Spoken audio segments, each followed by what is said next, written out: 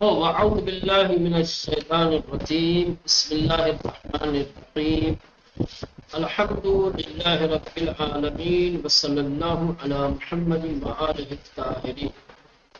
اللهم صل على محمد وآل محمد. اور سورہ مبارکہ بینہ کی تفسیر پڑھ رہے تھے کل کے درس میں. اس سورہ کا جو محتوا ہے، اس سورہ کے جو عناوین ہے، اس سورہ میں جن مسائل کو بیان کیا گیا ہے اس کو خلاصتاً مختصراً آپ نے جانا. آپ جو ہے اس سورہ کی نامگزاری کے سلسلے میں یہ مختصر جانکاری آپ کو دی گئی. آپ جانتے ہیں کہ قرآن مجید میں جو 134 سورہ ہیں، ہر سورہ کا ایک نام ہے. بعض سورہ ایسے ہیں کہ جن کے متعدد نام ہیں. ٹھیک، نامگزاری کا جو مسئلہ ہے سوروں کی، سمجھ رہے ہیں، بس تفصیلی ہے لیکن تفصیل میں نہیں جائیں گے. خلاصہ آپ حضرات کی خدمت میں عرض کریں. پہلا سوال جو سورہ کے نام کے سلسلے میں ہے وہ یہ ہے کہ یہ جو سوروں کو نام دیا گیا ہے، ہر اسم کا، ہر مسمہ کا ایک اسم ہوتا ہے اور اس کی ایک وجہ ہوتی ہے نا. بلا سبب کسی کو کوئی نام نہیں دیا جاتا. یہ سوروں کو جو نام دیا گیا ہے، ہر سورہ کو نام دینے کی ایک خاص علت اور ایک خاص وجہ ہے. ہم پڑھ رہے ہیں سورہ بینہ. سوال یہ ہے کہ سورہ بینہ کو بینہ کیوں کہا جاتا ہے؟ ٹھیک، ایک وہ. دوسرے یہ کہ کیا اس کا ایک ہی نام ہے یا اور کوئی دوسرا نام بھی ہے؟ دوسرا نام اگر ہوگا تو پھر دوسرے نام کے بارے میں بھی ایک سوال ہوگا کہ دوسرا نام کیوں دیا گیا ہے نا. سب سے پہلے آپ کو بتا دیں کہ یہ جو سورہ ہے سورہ بینہ، اس کے متعدد نام ہیں. سمجھ گئے؟ یہاں پر 3 نام دیے گئے ہیں. ایک تو یہی سورہ بینہ، دوسرا نام ہے لم یکن، تیسرا نام ہے اس سورہ کا ترجمہ. اس سورہ کے متعدد نام ہے اور ان تینوں نام کی ایک ہی وجہ ہے. کیا ہے مولانا؟ اس سورہ میں استعمال ہونے والے الفاظ. اکثر سوروں کے، آپ میں بتا دوں آپ کو، اکثر سوروں کے نام سورہ کے کسی ایک خاص لفظ سے لیا گیا. آیت میں ایک لفظ استعمال ہوا، جس لفظ کی طرف توجہ زیادہ دلائی گئی ہے. سمجھ رہے ہیں؟ یا جو لفظ بڑا خاص ہے، اسی لفظ خاص سے سورہ کو منسوخ کر دیا گیا، نام دیا. سمجھ رہے ہیں؟ لفظ بینہ سورہ میں آیا ہے، اس کو بینہ کا نام دیا. لم یکن آیا ہے، اس کا نام کیا ہونا بنانا؟ طیبہ آیا ہے. سمجھ رہے ہیں؟ یہ تینوں نام سورہ کے الفاظ سے ہی لیے گئے ہیں. ان سوروں کا نام کہاں سے لیا گیا؟ ان کا ریشہ کیا ہے؟ سرچشمہ کیا ہے؟ کہاں سے یہ نام آیا ہے؟ سورہ کے کلمات سے، الفاظ سے لیے گئے ہیں. ٹھیک، یہ ہو گیا نام گزاری کی وجہ. اور سوروں کے نام ایسے ہیں کہ کلمات سے نہیں لیے گئے ہیں، آیت میں استعمال ہونے والے الفاظ سے وہ نام نہیں لیے گئے ہیں، بلکہ مجموعی طور پر. سمجھ رہے ہیں؟ کوئی قصہ ہے، کوئی داستان ہے. اب وہ داستان کسی چیز کے بارے میں ہے یا کسی شخصیت کے بارے میں ہے، اس کا نام دے دیا جاتا ہے. جیسے نبیوں کے نام پہ بہت سارے، ان میں چونکہ نبیوں کا تذکرہ ہوا، سورہ یوسف ہے، سورہ ابراہیم ہے نا. جانوروں اور پرندوں کا خاص قصہ بیان ہوا ہے. سورہ فیل ہو گیا، سورہ نمل ہو گیا، سورہ عنکبوت ہو گیا، سورہ بقرہ ہو گیا، ہے نا. اس طریقے سے صورت یہاں دیکھیں، ان سورے دارائے نامہائے متعددی اس، یعنی کہ اس سورہ کے متعدد اور مختلف نام ہیں. کہ بتناسب الفاظ ان انتخاب شدے، جو اس الفاظ کی مناسبت سے انتخاب کیے گئے ہیں، یعنی سورہ میں استعمال ہونے والے الفاظ کی مناسبت سے سورہ میں یہ الفاظ استعمال ہوئے ہیں، انہی کی مناسبت سے اس سورہ کو یہ الگ الگ نام دیے گئے ہیں۔ اما آج ہمیں معروف تر کہہ رہی تھی، چونکہ نام متعدد ہیں، مختلف ہیں، الگ الگ ہیں، کئی ہیں، تو ان کئی ناموں میں سے جو سب سے زیادہ مشہور اور معروف ہے وہ ہے بینہ لم یکن قیمہ۔ اس کا مطلب یہ کہ یہ صرف معروف ناموں کو یہاں بیان کیا ہے، کچھ ایسے نام بھی ہیں اس صورت کے جو غیر معروف ہے۔ تحقیق کا مطلب اب جا کے تلاش بتا دیا، بہت ہم ایک ہی جانتے تھے نہیں بڑا تین جان گئے بہت ہے کہ نہیں؟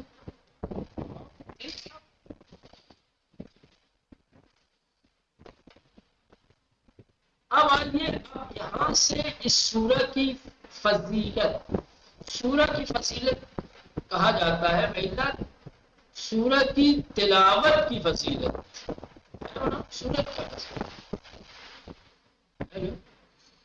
سورتوں میں اللہ نے فضیلت رکھی ہے، جو تلاوت کرے گا اسے وہ فضیلت ملے گی۔ اب دیکھنا یہ ہے کہ اس سورہ کی کیا فضیلت ہے، یا اس سورہ کی تلاوت کرنے والے اور قرائت کرنے والے کو کیا اجر و ثواب، کیا صلہ ملنے والا ہے۔ معصوم ہستیوں نے اس کی فضیلت کے بارے میں کیا فرمایا؟ در حدیثی از پیغمبر اکرم صلی اللہ علیہ وآلہ وسلم در فضیلت تلاوت این سوره چنین نقل شده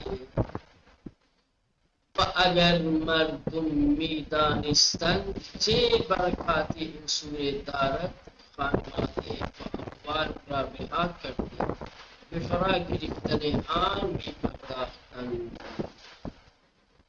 مردی از قبیل خزاعه عرض کرد ای رسول خدا، تلاوت آن چه اجر و پاداشی دارد؟ فرمود هیچ منافقی آن را قرائت نمی کند من کسانی که شک و تردید در دلشان است، به خدا سوگند فرشتگان مقرب از آن روز که آسمانها و زمین آفریده شده است آن را میخوانند و لحظه در تلاوت آن سستی نمی کنند. هر کس آن را در شب بخواند خداوند فرشتگانی را مأمور می کند دین و دنیای او را حفظ کنند و آمرزش و رحمت برای او بطلبند، و اگر در روز بخواند به اندازه آنچه روز آن را روشن می کند و شب آن را تاریک می سازد ثواب به او می دهد۔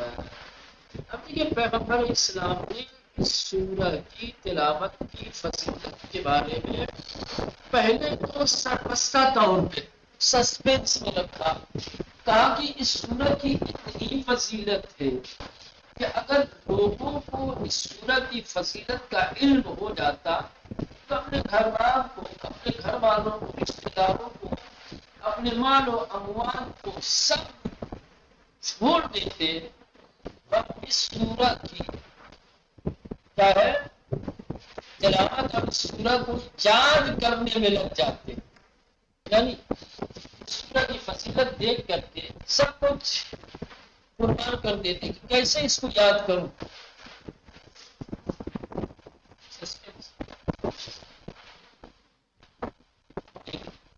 اگر لوگوں کو اس سورہ کی فضیلت کا علم ہو جاتا تو لوگ گھر بار روپیہ پیسہ سب کچھ چھوڑ کر کے اس سورہ کو یاد کرنے میں لگ جاتے۔ بات کیا مولانا غیر واضح ہے، یعنی مشخص اور معین نہیں ہے فضیلت اس میں، بات سسپینس والی تھی۔ نبی کریم کی ایک صحابی کا نام خزاعہ ہے، انہوں نے سوال کیا، عرض کیا اے اللہ کے نبی، جو شخص اس سورہ کی تلاوت کرے گا اس کو کیا اجر و ثواب ملے گا؟ بتائیے۔ پیغمبر علیہ السلام نے فرمایا کہ اولاً اس سورہ کی کوئی منافق تلاوت کرتا ہی نہیں، سورہ کی منافق تلاوت نہیں کرتا، اور نہیں ایسے لوگ اس سورہ کی تلاوت کرتے ہیں کہ جن کے دلوں میں شک و تردید ہے نا، ایسا ہے۔ مطلب کیا ہے؟ مطلب یہ ہے کہ اگر اس سورہ کی تلاوت کرے گا تو مومن بن جائے گا، منافقت ختم ہو جائے گی، منافق رہے گا۔ سمجھ رہے ہیں؟ اگر منافقت ہوگی دل میں، نفاق ہوگا اگر کسی انسان کے اندر، اور اس سورہ کی تلاوت کرے گا تو اس کا نفاق ایمان میں، منافقت ختم ہوگی۔ کسی طریقے کا اصول کے حوالے سے اس کے دل میں شک و تردید، خصوصاً رسالت کے سلسلے میں اگر کسی طریقے کی تردید ہوگی، کوئی شبہ ہوگا، تو اس تلاوت کی برکت سے وہ تردید اور وہ شبہ زائل ہو جائے گا، ختم ہو جائے گا۔ تو قسم کھاتے ہیں اللہ کے نبی کہ اللہ قسم ہے خدا کی کہ اللہ کے جو نزدیکی فرشتے ہیں جنہیں ملائکہ مقرب کہا جاتا ہے، اس دن سے جس دن آسمان و زمین کو پیدا کیا گیا، وہ اس سورہ کو مسلسل پڑھ لیں۔ اللہ نے جس دن سے زمین و آسمان کو بنایا ہے اسی دن سے اللہ کے مقرب فرشتے اس سورہ کی تلاوت کر رہے ہیں۔ اور شاید ان فرشتوں کو خدا کا تقرب اس سورہ کی تلاوت کی برکت سے ہی حاصل ہوا۔ تم اگر اللہ کا تقرب چاہتے ہو، قربت پروردگار چاہتے ہو، تو اس سورہ کی تلاوت کرو۔ اس سورہ کی تلاوت کی برکت سے اللہ کا تقرب حاصل۔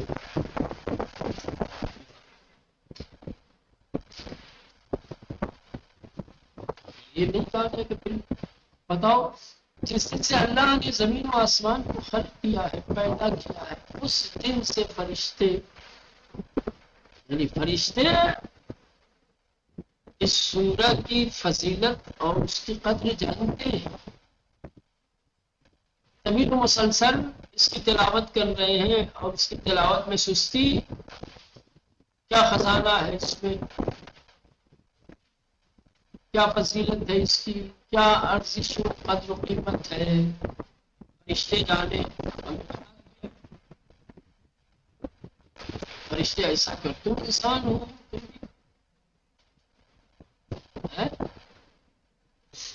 یہاں سے تم درس لو، تم سیکھو، اور تم سمجھو اس بات کو کہ اللہ کے فرشتے سب جانتے ہیں کہ فرشتے وہی کرتے ہیں جو امر پروردگار ہوتا ہے۔ فرشتے اللہ کو بےہودہ کام نہیں کرتے ہیں، ہمیشہ بافضیلت تقرب الہی والا اور رضائے پروردگار والا کام کرتے ہیں۔ یہ چیزیں تو تمہیں بھی ضرورت ہے، فرشتے کرتے ہیں تو پھر تم بھی کرو، سیکھو سے فرشتے سیکھو۔ اس کے بعد فرماتے ہیں کہ اگر کوئی شخص شب میں، رات میں اس سورت کی تلاوت کرتا ہے تو اللہ کچھ فرشتوں کو تلاوت کرنے والے کا مامور بنا کر کے بھیجتا ہے، حکم دے کر کے بھیجتا ہے کہ جاؤ اب اس کے دین اور دنیا کی حفاظت کرو۔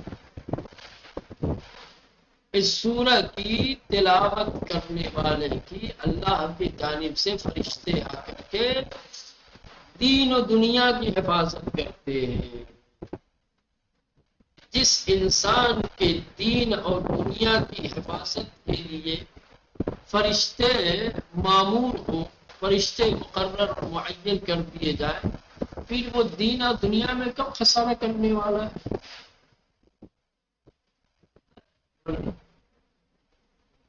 فرشتے اگر کسی چیز کی معمولیت پہ لگ جائے کیوں منع اس کو کب نقصان ہونے والا؟ خدا حکم دیتا ہے کہ میرے فرشتوں جاؤ اور میرے اس بندے کے دین اور اس کے دنیا کی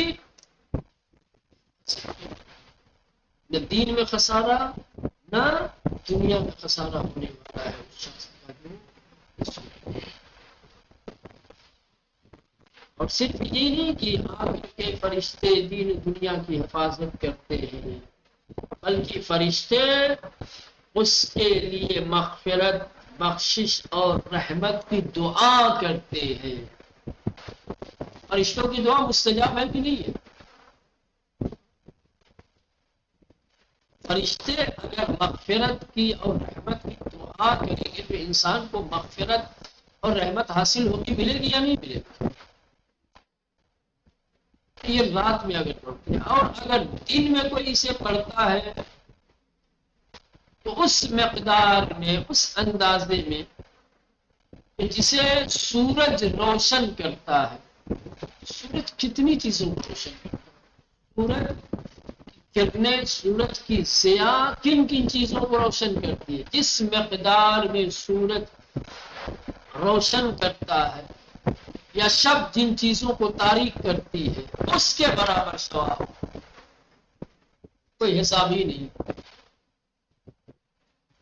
سمجھ رہے؟ دن جس مقدار میں چیزوں کو روشن کرتا ہے اور شب جس مقدار میں اشیاء کو تاریک کرتی ہے اس کے برابر نہ ہم سورج دن میں کن کن چیزوں کو روشن کرتا ہے اسے حساب میں لا سکتے ہیں، نہ شب کی تاریکی کن کن چیزوں پر اثر کرتی ہے اور کن کن چیزوں کو تاریک کرتی ہے اس کا حساب لگا سکتے ہیں.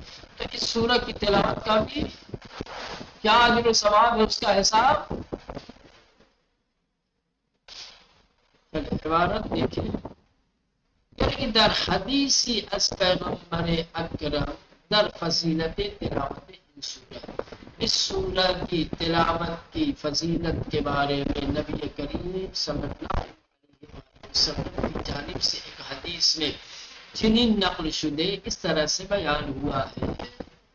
اگر مردم میدانستن، اگر لوگ جانتے، اگر لوگوں کو معلوم ہوتا اچھے برکات ان سورہ دارت یہ سورہ کیا برکتیں رکھتی ہے، کیا فضیلتیں رکھتی ہے، خانوادے و اموال را،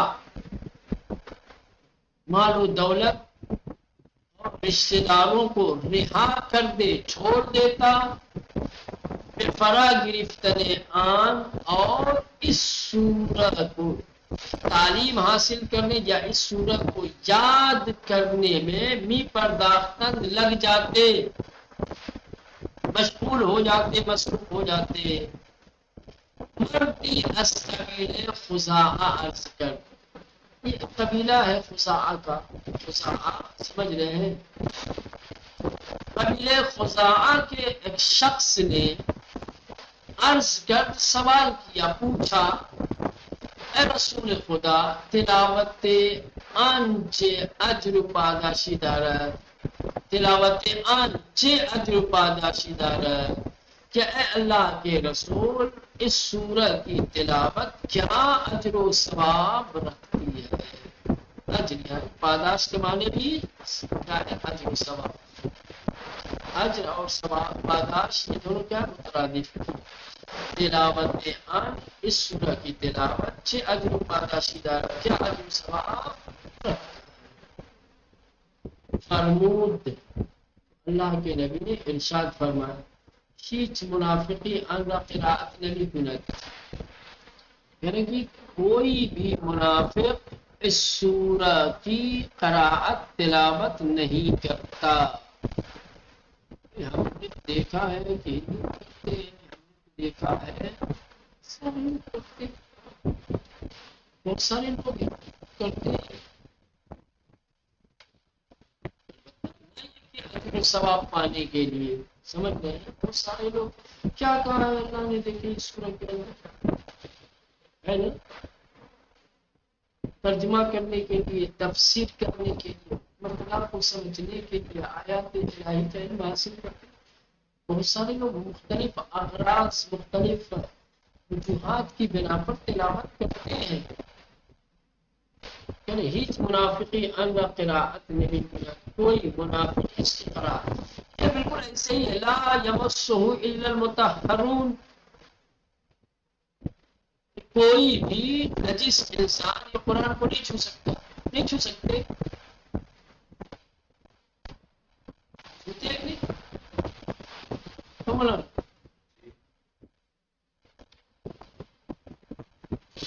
یعنی اس کی حقیقت تک نہیں پہنچ سکتے، سمجھ رہے ہیں؟ صرف نجاست ظاہری نہیں ہے، اسی لیے منافقت سے مراد یہاں یہ نہیں ہے، تو ظاہر سی بات ہے جب انسان منافق ہوگا تو اس کو قرار سے کیا اثر ہوگا، ایک بات۔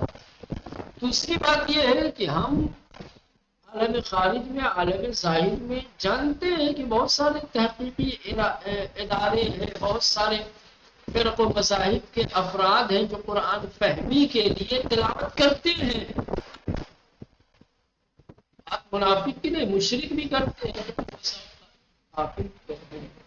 مراد یہ ہے کہ ہیچ منافقی ان قراءت نہیں کناد، یعنی اگر منافق بھی قراءت کرے گا تو اس کا نفاق مولانا دور ہو جائے گا، بلکہ ثانی کی شک و تردید در دل شانس، اور نہ وہ لوگ اس سورہ کی تلاوت کرتے ہیں جن کے دلوں میں شک و تردید ہے، ہمیں شک و تردید والے تلاوت نہیں کرتے، کرتے ہیں کہ اس سورہ کی تلاوت کریں گے تو دل کا مرض جو شک و تردید ہے وہ اس کی برکت سے دور ہو جائے گا۔ خدا سوگند، خدا کی قسم، فرشتگان مقرب، اللہ کے مقرب اور نزدیکی فرشتے از آن روز کی، اس دن سے کہ آسمانہ و زمین آفریدے شدہ است، آسمانوں اور زمینوں کو پیدا کیا گیا ہے، آسمانوں اور زمین کو خلق کیا گیا، پیدا کیا۔ رمی خانن کیا ہے، اس صورت پڑھتے ہیں، ملحظہی در تلاوت ان سستی نمی کنن، اور ایک لمحے کے لیے بھی سورہ کی تلاوت میں کوتاہی اور سستی، اللہ کے مقرب فرشتے جس دن سے زمین آسمان بنائے گئے اس دن سے مسلسل اس سورہ کی تلاوت کر رہے ہیں، سورہ کی تلاوت میں کوئی کوتاہی نہیں کرتے۔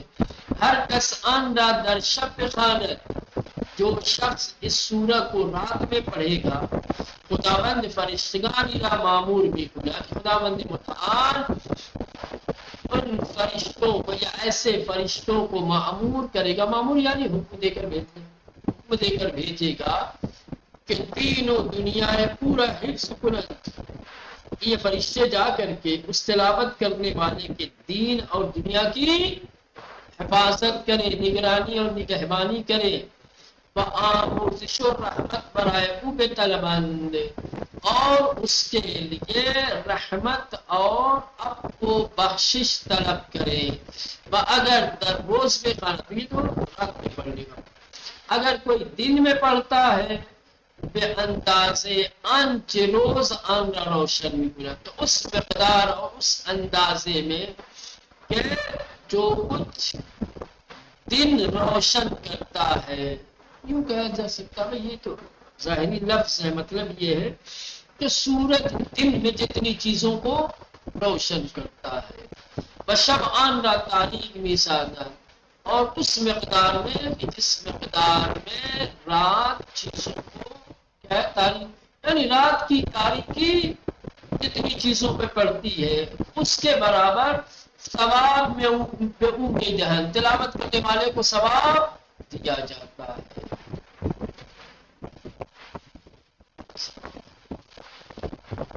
ٹھیک، تو ابتدائی مرحلہ جو تفسیر کا تھا وہ گزر گیا، سورہ کتنی آیتیں ہیں، مکی ہے، مدنی ہے، نام کیا ہے، نام کے وجوہات کیا ہے، سورہ کی فضیلت کیا ہے، سورہ کا مکمل تعارف ہو گیا ہے، اب خودے سورہ اس کی آیتیں اور اس کے بعد ترجمے کے بعد پھر تفسیر شروع ہوگی.